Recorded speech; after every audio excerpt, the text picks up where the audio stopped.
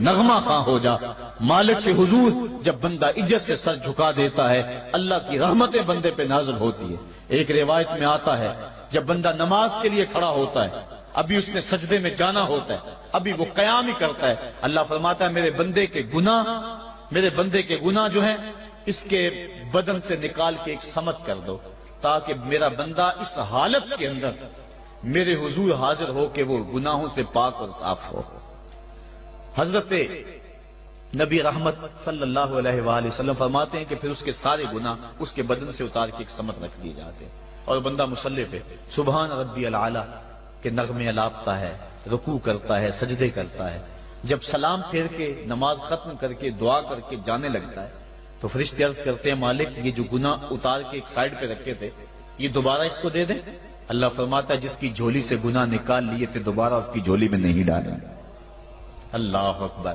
اور ایک روایت کے لفظ ہیں کہ جب بندہ نماز کے لیے کھڑا ہوتا ہے اس کے کندھوں کے اوپر سارے گناہ آ جاتے ہیں اور اس کے سر پہ اوپر گناہ آ جاتے ہیں، جب رکوع میں جاتا ہے تو کندھوں والے گناہ گر جاتے ہیں، اور جب بندہ سجدے میں سر رکھتا ہے تو اللہ تعالیٰ اس کے سارے گناہوں کو ختم کر دیتا ہے اور وہ بالکل پاک ہو جاتا ہے۔ حضرت سلیمان فارسی ایک دن ایک درخت کے نیچے کھڑے تھے، آپ نے درخت کی شاخ کو پکڑ کے جنبش دی، حرکت دی، موسم خزاں تھا، درخت کی شاخ کے سارے زرد پتے گر گئے۔ ایک صحابی پاس کھڑے تھے، انہیں پوچھنے لگے عثمان تو نے مجھے پوچھا نہیں کہ میں نے درخت کی شاخ کو یوں ہلایا کیوں ہے؟ انہوں نے کہا اچھا پھر آپ بتا دیں کہ آپ نے درخت کی شاخ کو یوں کیوں ہلایا ہے؟ کہا سنو پھر ایک دن میں اور چند صحابہ حضور کے ساتھ جا رہے تھے، رستے میں ایک درخت آیا، اس کے نیچے حضور کھڑے ہوئے، حضور نے اس طرح درخت کی شاخ کو پکڑ کے ہلایا، یوں پتے جھڑ گئے، ہم اس منظر کو دیکھتے رہے۔ حضور علیہ السلام نے فرمایا سلمان فارسی تو نے مجھے پوچھا نہیں کہ میں نے اس درخت کی شاخ کو یوں کیوں ہلایا ہے؟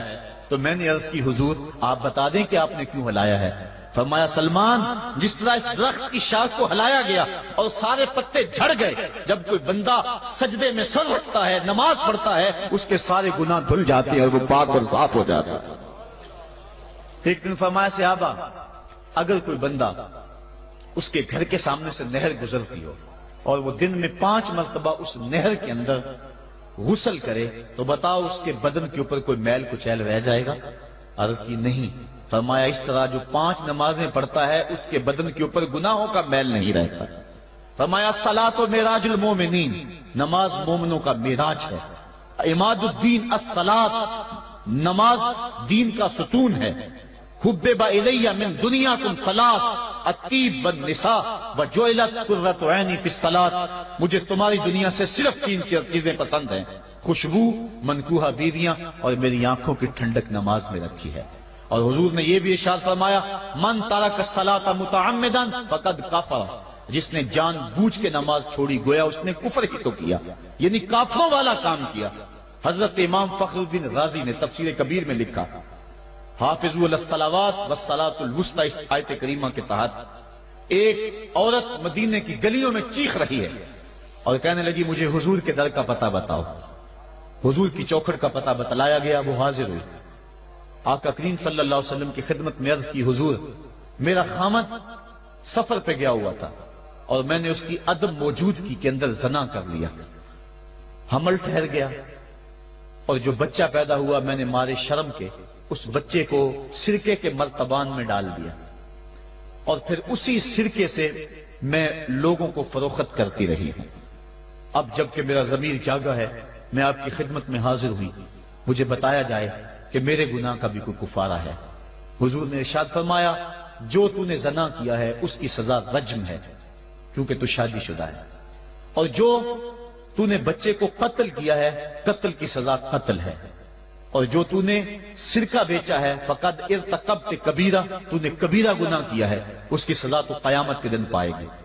اس کے بعد حضور فرمایا ان تینوں گناہوں کی یہ سزا ہے، لیکن جس طرح تو گھبرائی ہوئی آئی تھی میں تو یہ سمجھا تھا شاید تیری نماز اثر قضا ہو گئی ہے، اب آپ اندازہ کریں کہ نماز کی اہمیت کیا ہے اور ہم اس بات میں کتنی سستی کرتے ہیں. کسی سے پوچھا جائے نا آؤ نماز پڑھنے چلے، وہ کہتے ہیں بس یار میرے کپڑے پلید ہیں، کپڑے میرے پاک نہیں ہیں. تیرے کپڑے کیسے پاک رہ سکتے ہیں؟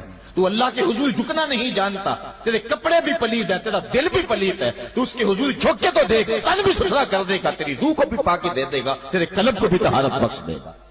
تو اس کے حضور جھک، اس کے حضور سجدوں سے اللہ کے حضور خراج پیش کر اپنی محبتوں کا. جب بندہ سجدے میں سر رکھتا ہے اللہ فرشتوں میں فخر کرتا ہے، میرے بندے کو دیکھو نا، بالآخر میرے حضور ہی جھکا ہے نا. کتنے گناہ کیے اس نے، کتنے جرم کیے اس نے، لیکن بالآخر میرے حضور آیا اور اپنے گناہوں کی معافی مانگتا ہے. فرشتوں گواہ ہو جاؤ میں نے اپنے اس بندے کی مغفرت فرما دی. تو اللہ کے حضور نماز پڑھنے والا، بلکہ ایک روایت مسند امام احمد بن حنبل میں موجود ہے، حضور فرمایا جب بندہ نماز کے ارادے کے لیے اٹھتا ہے اور وضو کرنے کے لیے جب پانی کا پہلا قطرہ چلو پہ لیتا ہے، جو ہی اس کے بدن سے وضو کا پانی چھوتا ہے اللہ اس کے گناہوں کو معاف فرما دیتا ہے. جس نماز کے قصد کے لیے اٹھیں اور وضو کریں اور پانی چھوتے ہی گناہ معاف ہو جائیں، اگر اس نماز کا اعلیٰ درجہ سجدہ کر لیا جائے تو پھر مالک کی کتنی رحمتیں نازل ہوگی. یہ کتنی بڑی دولت ہے، یہ کتنا بڑا سرمایہ ہے جس سے ہم لوگ محروم رہ جاتے ہیں. آؤ اللہ کی رحمتیں سجدے میں ڈھونڈے، سجدے میں پیشانی رکھ کے جب ہم اس کی رحمت کو مانگے تو وہ مالک ہمارے اوپر رحمتیں نازل کرے گا. آج پوری دنیا کے اوپر مسلمانوں کے ساتھ جو حالات ہیں وہ کسی سے مخفی نہیں. کوئی کہتا ہے کہ معاشی طور پہ مسلمان کمزور ہیں، اس وجہ کو بھی میں تسلیم کرتا ہوں. مسلمان کے پاس آلات حرب و ضرب بھی موجود نہیں ہیں، اس وجہ کو بھی تسلیم کر لیا جائے. سیاسی طور پہ مسلمان کمزور ہیں، اس وجہ کو بھی تسلیم کر لیا جائے. یہ ساری وجہیں اپنی جگہ پہ، لیکن یہ بھی تو سنو مسلمانوں کی تعداد اس وقت 1,40,00,000,000 ہے. افرادی قوت اتنی کبھی بھی مسلمانوں کی نہیں ہوئی تھی.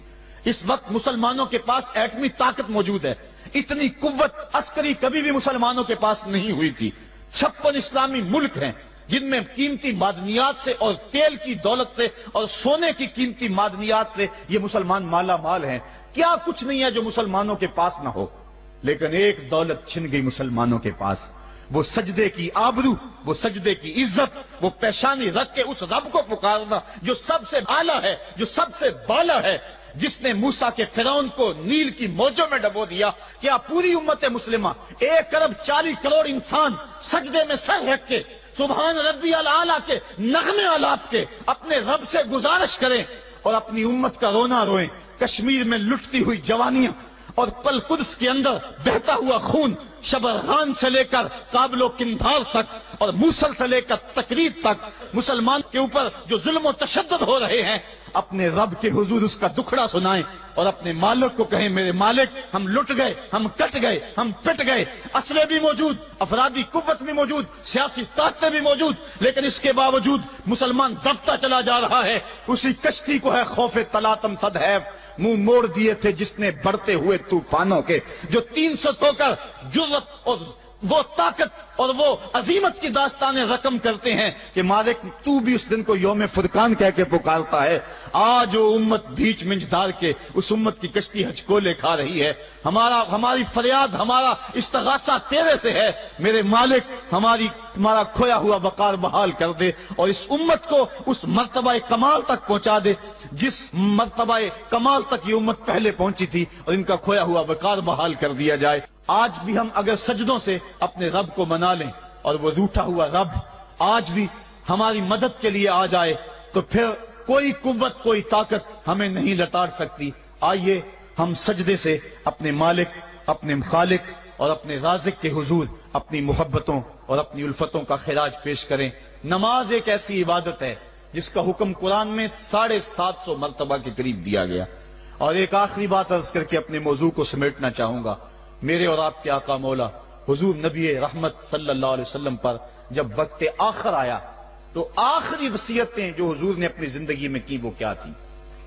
2 وصیتیں تھی حضور کی آخری کی.